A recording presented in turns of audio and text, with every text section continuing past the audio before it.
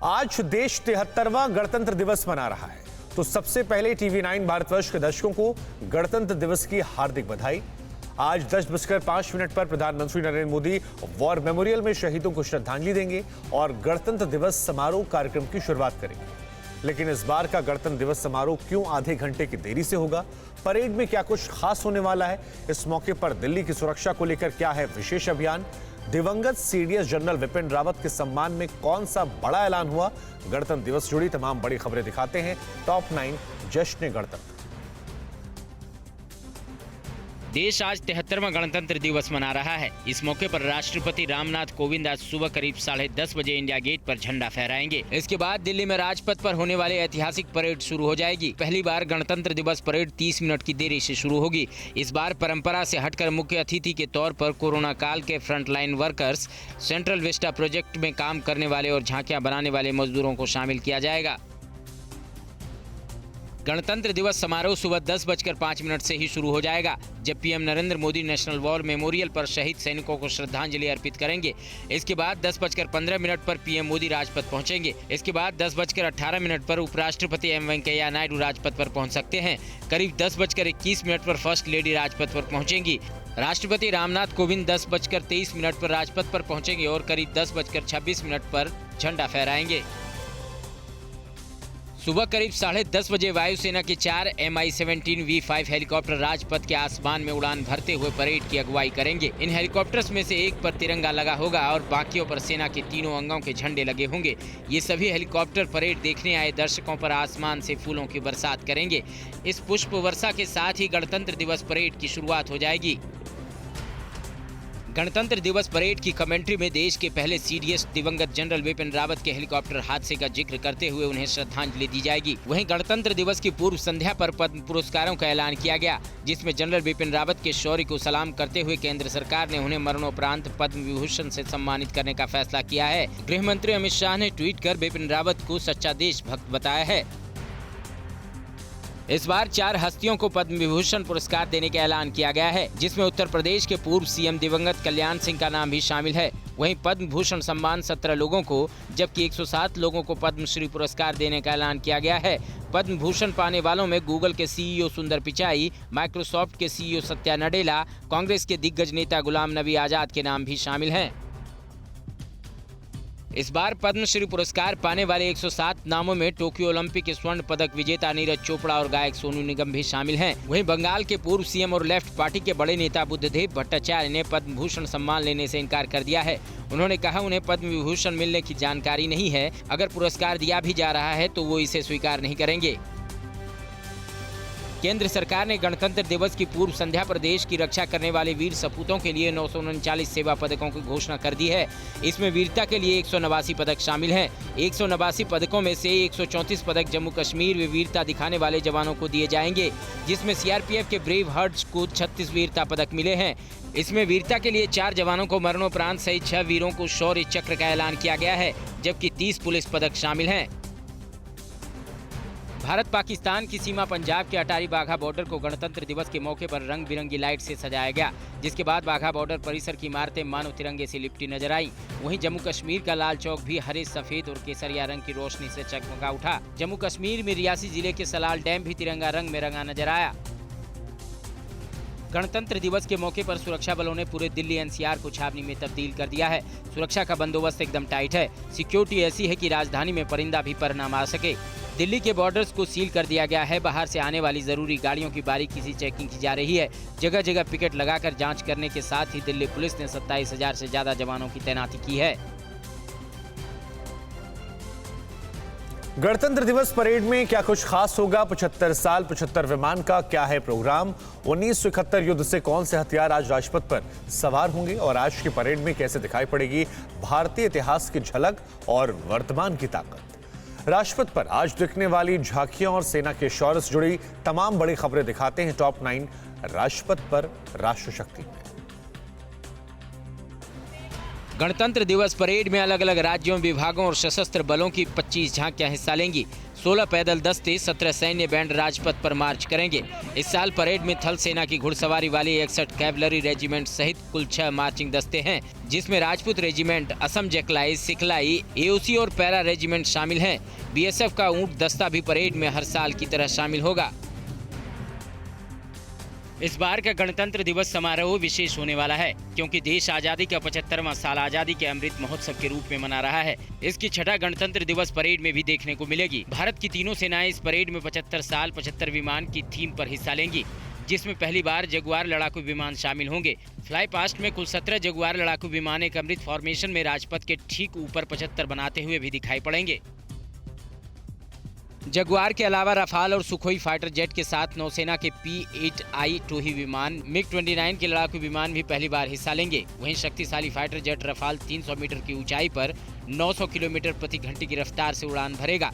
थल सेना की एविएशन विंग के हेलीकॉप्टर भी फ्लाई पास्ट में शिरकत करेंगे। 1971 युद्ध के स्वर्णिम विजय वर्ष के मौके पर इस साल फ्लाई पास्ट में 2 खास फॉर्मेशन पाकिस्तान पर मिली जीत को समर्पित होगी।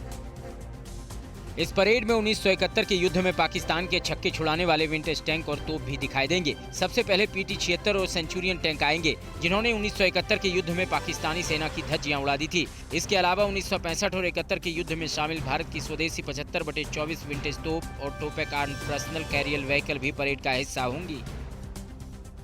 परेड में 1971 के युद्ध को समर्पित फ्लाई पास्ट में एक विंटेज डकोटा एयरक्राफ्ट और 2 डोर्नियर एयरक्राफ्ट भी शामिल होंगे। यह आसमान में टंगेल फॉर्मेशन बनाएंगे। 1971 के युद्ध में डकोटा एयरक्राफ्ट से ही ढाका के करीब टंगेल में सेना ने एयर ड्रॉप किया था, जिसने पाकिस्तान की हार में आखिरी कील ठोकने का काम किया था।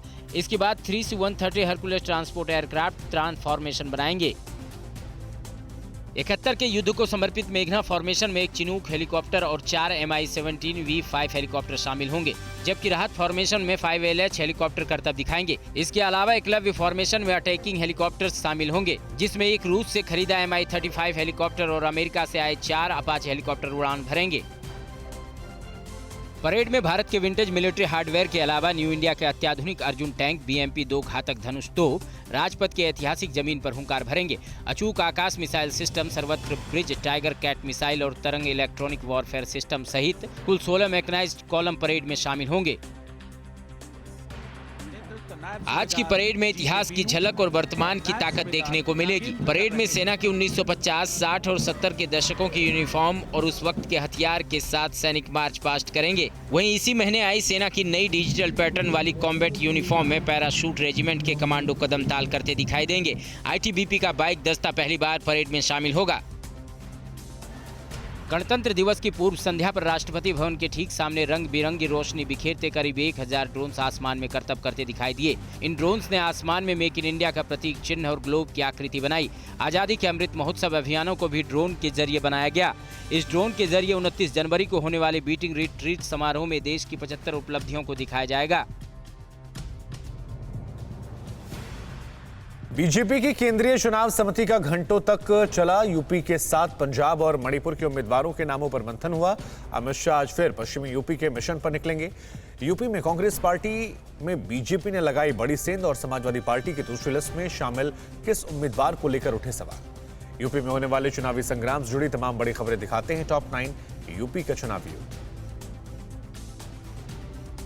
बीजेपी की केंद्रीय चुनाव समिति की दिल्ली में हुई बैठक में यूपी समेत 5 राज्यों में होने वाले विधानसभा चुनाव के लिए उम्मीदवारों के नामों पर चर्चा हुई। समिति ने यूपी के 8 और उम्मीदवारों के नामों पर मुहर लगा दी है। इस बैठक में केंद्रीय गृह मंत्री अमित शाह, पार्टी अध्यक्ष JP नड्डा और यूपी चुनाव प्रभारी धर्मेंद्र प्रधान भी शामिल हुए।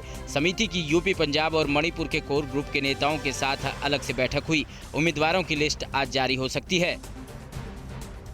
उत्तर प्रदेश विधानसभा चुनाव में पश्चिमी यूपी के मोर्चे पर खुद अमित शाह सक्रिय हैं। आज अमित शाह मुजफ्फरनगर, मेरठ, शामली, बागपत के जाट और किसान नेताओं से मुलाकात करेंगे। उनका फोकस वेस्ट यूपी के प्रभावशाली लोगों पर भी रहेगा। 27 जनवरी को अमित शाह मथुरा में डोर टू डोर कैंपेन कर सकते हैं। इससे पहले 23 जनवरी को भी अमित शाह कैराना और मेरठ का दौरा कर चुके हैं। उत्तर प्रदेश से कांग्रेस के बड़े नेता RPN सिंह के कल बीजेपी में शामिल होते ही यूपी में कांग्रेस के कई नेताओं ने पार्टी से इस्तीफा दे दिया। पडरौना से कांग्रेस के घोषित उम्मीदवार मनीष जायसवाल ने भी पार्टी छोड़ दी। साथ ही जिला अध्यक्ष राजकुमार सिंह ने भी इस्तीफा दे दिया। बीजेपी में शामिल होने के बाद RPN सिंह ने कहा कि अब कांग्रेस पहले जैसी पार्टी नहीं रही। वहीं कांग्रेस ने RPN को कायर करार दिया है। उत्तर प्रदेश में स्वामी प्रसाद मौर्य के नुकसान की भरपाई के लिए बीजेपी आरपीएन को मौर्य के खिलाफ पडरौना से उम्मीदवार बना सकती है। इस बीच आरपीएन के पडरौना से चुनाव लड़ने की खबरों पर स्वामी प्रसाद मौर्य ने TV9 भारतवर्ष से बातचीत में बड़ा दावा किया है। उन्होंने कहा कि आरपीएन को हराने के लिए एक एक कार्यकर्ता अपना काम करेगा, जिसकी ओर इशारा करेंगे उसकी खटिया खड़ी हो जाएगी। समाजवादी पार्टी ने यूपी विधानसभा चुनाव के लिए उम्मीदवारों की दूसरी लिस्ट भी जारी कर दी है। दूसरी लिस्ट में 39 उम्मीदवारों के नाम हैं। इसमें समाजवादी पार्टी ने कुंडा से रघुराज प्रताप सिंह उर्फ राजा भैया के खिलाफ गुलशन यादव को उतारा है। दूसरी लिस्ट में प्रतापगढ़, इटावा, इलाहाबाद, अमेठी, रायबरेली के उम्मीदवारों का भी ऐलान किया गया है। पहली लिस्ट में एसपी ने 159 उम्मीदवारों के नामों का ऐलान किया था। उत्तर प्रदेश के अमेठी से रेप केस में सजा काट रहे पूर्व मंत्री गायत्री प्रजापति की पत्नी महाराजी प्रजापति को टिकट देने को लेकर समाजवादी पार्टी घिर गई है। अमेठी के राजघराने के कुंवर अनंत विक्रम सिंह ने कहा है कि ये बड़ा दुर्भाग्य है कि समाजवादी पार्टी ऐसे लोगों के परिवारों को टिकट दे रही है जिसे कोर्ट ने घिनौनी हरकत का दोषी माना है। उन्होंने कहा कि गुंडों को शरण देने वाली पार्टी से ऐसी ही उम्मीद थी। समाजवादी पार्टी की लिस्ट को लेकर बीजेपी की ओर से उठाए जा रहे सवालों पर अखिलेश यादव ने ट्वीट करके कहा है कि भाजपा की टीम का कप्तान, उप कप्तान और अब तक घोषित 195 में से 82 प्रत्याशियों की छवि आपराधिक है और दिल्ली की टीम में तो साक्षात उनके सम्मान में भाजपा लखनऊ की जगह लखीमपुर को राजधानी घोषित कर दे। डिप्टी सीएम केशव प्रसाद मौर्य ने कहा था कि एसपी की लिस्ट में गुंडों को जगह मिली है। उत्तर प्रदेश के राज्य मंत्री ठाकुर रघुराज सिंह ने अखिलेश यादव को औरंगजेब शब्द से नवाजा है। उन्होंने कहा कि औरंगजेब ने अपने पिता को कैद कर दिया था, ऐसे ही अखिलेश ने मुलायम सिंह यादव को घर में कैद कर दिया है। ठाकुर रघुराज सिंह ने कहा है कि अगर अखिलेश अपने पिता की सेवा कर रहे होते तो उनके भाई प्रतीक यादव की पत्नी अर्पणा यादव बीजेपी में नहीं शामिल होती। अर्पणा मुलायम सिंह की सेवा करती हैं। उत्तर प्रदेश की रामपुर जिले की 2 सीटों पर मुकाबला काफी दिलचस्प हो गया है। रामपुर नगर सीट से जेल में बंद आजम खान के खिलाफ नवाब घराने से कांग्रेस के काजिम अली खान उर्फ नावेद मियां चुनावी मैदान में ताल ठोक रहे हैं, तो वहीं आजम खान के बेटे अब्दुल्ला आजम के खिलाफ स्वार टांडा सीट पर हैदर अली खान उर्फ हमजा मियां मैदान में हैं। कांग्रेस उम्मीदवार काजिम अली ने कहा है कि आजम परिवार के अत्याचार से रामपुर की जनता त्रस्त है। राहुल गांधी कल से पंजाब में शुरू करेंगे चुनाव प्रचार। पंजाब में टिकटों के बंटवारे को लेकर सीएम चन्नी और सिद्धू में एक बार फिर ठनी। सुखबीर बादल ने सीएम चन्नी को किस बात को लेकर चुनौती दी और उत्तराखंड में टिकट नहीं मिलने पर किस नेता ने कांग्रेस का हाथ छोड़ा। 5 राज्यों में होने वाले विधानसभा चुनावों से जुड़ी तमाम बड़ी खबरें दिखाते हैं टॉप 9 सियासी संग्राम में। राहुल गांधी कल से पंजाब में चुनाव प्रचार की कमान संभालेंगे। राहुल जालंधर में प्रगट सिंह के लिए वर्चुअल रैली से चुनाव प्रचार अभियान की शुरुआत करेंगे। चुनाव प्रचार शुरू करने से पहले वो कल सुबह अमृतसर के स्वर्ण मंदिर में अरदास करेंगे। यहां राहुल लंगर में भी शामिल होंगे। इस दौरान पार्टी के घोषित 117 उम्मीदवार भी उनके साथ रहेंगे। इस दौरे में राहुल जालंधर भी जाएंगे। पंजाब में 20 फरवरी को वोट डाले जाएंगे। पंजाब कांग्रेस में टिकटों के बंटवारे को लेकर सीएम चन्नी और प्रदेश अध्यक्ष सिद्धू में ठन गई है। 31 सीटों को लेकर दोनों आमने सामने हैं। सिद्धू मौजूदा 9 विधायकों का टिकट काटना चाहते हैं तो चन्नी किसी का टिकट काटने के खिलाफ हैं। इस बीच पार्टी ने पंजाब में 23 और उम्मीदवारों की दूसरी लिस्ट जारी कर दी है। सिद्धू के भतीजे स्मिथ सिंह को अमरगढ़ सीट से टिकट दिया गया है। पंजाब चुनाव में अब हॉलीवुड फिल्म एवेंजर्स सीरीज की एंट्री हो गई है। पंजाब कांग्रेस की तरफ से जारी इस वीडियो में एवेंजर्स एंड गेम का मीम बनाया गया है। इस वीडियो में सीएम चन्नी को सुपर हीरो थॉर के रूप में दिखाया गया है। इसके अलावा इसमें नवजोत सिंह सिद्धू, राहुल गांधी, सुनील जाखड़, पीएम मोदी और केजरीवाल को भी दिखाया गया है। इस वीडियो के जरिए से कांग्रेस एकजुटता दिखाना चाहती है। शिरोमणि अकाली दल के अध्यक्ष सुखबीर सिंह बादल ने अपने साले विक्रम सिंह मजीठिया के नशे वाले मामले को लेकर सीएम चन्नी को चुनौती दी है। बादल ने कहा है कि अगर पूर्व मंत्री विक्रम मजीठिया के खिलाफ कोई नशे का सबूत मिला तो वो राजनीति छोड़ देंगे। बादल ने इस सारे मामले के पीछे पूर्व डीजीपी सिद्धार्थ चट्टोपाध्याय को जिम्मेदार ठहराया है और उनकी भी गिरफ्तारी की मांग की है। उत्तराखंड में होने वाले विधानसभा चुनाव में कांग्रेस उम्मीदवारों की दूसरी लिस्ट में जगह पाने वाले हरीश रावत ने कहा है कि रामनगर सीट से चुनाव लड़ना उनके लिए सौभाग्य की बात है। उन्होंने रामनगर को अपना राजनीतिक गुरु बताया है। वहीं इस सीट पर दावेदारी करने वाले उत्तराखंड कांग्रेस के कार्यकारी अध्यक्ष रणजीत रावत नाराज हैं। हरीश रावत ने पार्टी में बगावत पर कहा कि सभी पार्टी के सिपाही हैं, उनको मना लिया जाएगा। उत्तराखंड में टिकट कटने के बाद कांग्रेस में बगावत शुरू हो गई है। बाजपुर से टिकट कटने से नाराज कांग्रेस नेता सुनीता टमटा पति जगतार सिंह बाजवा के साथ आम आदमी पार्टी में शामिल हो गई हैं। दिल्ली में सीएम अरविंद केजरीवाल ने सुनीता और उनके पति को आप की सदस्यता दिलाई। 2017 के चुनाव में सुनीता करीब 43,000 वोट के साथ दूसरे नंबर पर थी। उनके पति जगतार सिंह बाजवा संयुक्त किसान मोर्चा से जुड़े हैं। उत्तराखंड में चुनाव से पहले बीजेपी का साथ छोड़ दोबारा कांग्रेस में शामिल हुए हरक सिंह रावत ने लैंसडाउन से अपनी बहु अनुकृति गुसाएं रावत को टिकट देने के लिए कांग्रेस आला कमान का शुक्रिया जताया है। खुद के साथ बहू को टिकट नहीं मिलने से नाराज होकर ही हरक रावत ने बीजेपी छोड़ी थी। उन्होंने कहा है कि अगर पार्टी उन्हें सतपाल महाराज के खिलाफ चौबट्टा खाल से टिकट देती है तो वो सीट जीत कर दिखाएंगे। यूपी के मेरठ से समाजवादी पार्टी के उम्मीदवार आदिल चौधरी ने एक समुदाय से बदला लेने वाले वायरल हो रहे अपने बयान को बीजेपी की साजिश बताया है। आदिल ने कहा है कि चुनाव में हार देख बीजेपी कुछ भी कर सकती है। कि आप बेफिक्र रहो, सरकार बन रही है, इंशाल्लाह इनको छोड़ेंगे नहीं। वायरल वीडियो पर मेरठ पुलिस ने कहा है कि इसकी जांच कराई जा रही है। उत्तर प्रदेश के हाथरस सीट से बीजेपी के उम्मीदवार अंजुला माहौर का स्थानीय बीजेपी समर्थक ही विरोध कर रहे हैं। यहां के स्थानीय बीजेपी समर्थकों का कहना है कि वो किसी बाहरी उम्मीदवार को इस बार स्वीकार नहीं करेंगे। विरोध करने वालों में पूर्व सांसद राजेश दिवाकर भी शामिल हैं। स्थानीय बीजेपी कार्यकर्ताओं का आरोप है अंजुला का अनुसूचित जाति का सर्टिफिकेट भी फर्जी है। पार्टी को यहाँ से किसी स्थानीय को टिकट देना चाहिए। महाराष्ट्र में स्माइल डिजाइनिंग पर लगेगा कितना जीएसटी? दिल्ली में क्यों मनमानी नहीं कर पाएंगे ओला उबर जैसी कंपनियां? और क्या वोडाफोन आइडिया फिर बढ़ाएंगी आपका मोबाइल बिल? आपकी जेब पर असर डालने वाली तमाम खबरों के लिए दिखाते हैं मनी 9। अब स्माइल डिजाइनिंग के लिए की जाने वाली दांतों की ब्लीचिंग और दांतों को चमकाना महंगा पड़ेगा। Maharashtra authority of advance ruling ने आदेश दिया है कि दांतों की ब्लीचिंग, डेंटल वीनियर्स जैसी सेवाओं पर 18% जीएसटी लगेगा। हालांकि अथॉरिटी ने कहा है कि आर्टिफिशियल दांत, क्राउन ब्रिज पर 0% जीएसटी लगेगा। ओला उबर जैसी कैब एग्रीगेटर्स के लिए दिल्ली सरकार नए नियम लाने जा रही है। पीक आवर में मनमाने तरीके से किराया बढ़ाने जाने के खिलाफ नए नियम बनाए जा रहे हैं। एक मसौदा नियमों के तहत सर्ज प्राइसिंग की अधिकतम सीमा तय की गई है, जो बेस फेयर के 2 गुने से ज्यादा नहीं होगी। ग्लोबल चिप शॉर्टेज ने दुनिया भर में कार उत्पादन को प्रभावित किया है। टॉप कार निर्माता जैसे टोयोटा, हुंडई और मारुति सुजुकी का मानना है कि अगर ग्लोबल चिपसेट संकट खत्म हो जाता है तो इस साल जून तक वाहन उत्पादन सामान्य हो जाएगा। आईपीओ लाने की तैयारी में जुटी एलआईसी ने बताया है कि वित्त वर्ष 2021-22 की पहली छमाही में उसे 1437 करोड़ रुपए का लाभ हुआ है। एक साल पहले समान अवधि में उसे केवल 6.14 करोड़ रुपए का लाभ हुआ था। 2021-22 की पहली छमाही में एलआईसी का न्यू बिजनेस प्रीमियम ग्रोथ 554.1% रहा, जो एक साल पहले की समान अवधि में 394.76% थी। टेलीकॉम कंपनियों के मोबाइल टैरिफ प्लान महंगे हुए अभी 2 महीने भी पूरे नहीं हुए हैं और वोडाफोन आइडिया ने एक बार फिर प्राइस वॉर का बिगुल बजा दिया है। कंपनी ने कहा है कि इस साल या 2023 की शुरुआत में रिचार्ज प्लान की कीमत में बढ़ोतरी करेगी। जानकारों का भी कहना है कि कंपनियां 2022 में ही टैरिफ हाइक कर सकती हैं।